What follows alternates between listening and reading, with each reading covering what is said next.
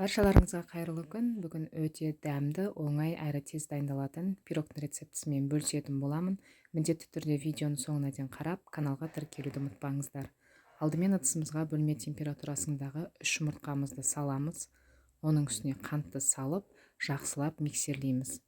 Массамыз 2 есе көпіргенше жақсылап миксерлеп аламыз. Кейін оның үстіне бөлме температурасындағы айранымызды қосамыз. Менде айран 2,5%.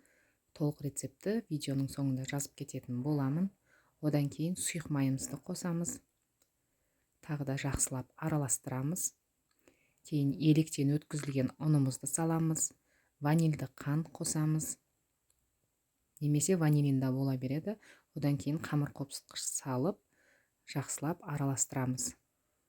Осы кезде духовкамызды 180 градусқа қыздырып қоямыз. Менде форманың диаметрі 24. Сұйық массамызды формамызға салып, 180 градуста 35-40 минуттың ішінде пысатын болады. Енді ол духовкаларыңызға қарай байланысты болады.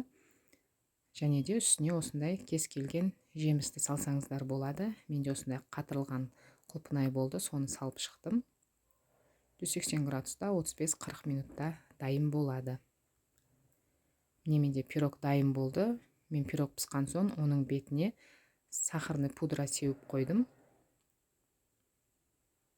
Көріп тұрғандарыңыздай пирогымыз өте әдемі, биік болып шығады.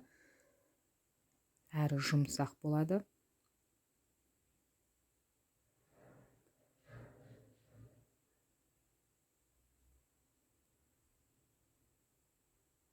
Достар, міндетті түрде осы пирогтың рецептісімен жасап көріңіздер, және де каналға тіркеліп, комментарий қалдырып, лайк басуды ұмытпаңыздар.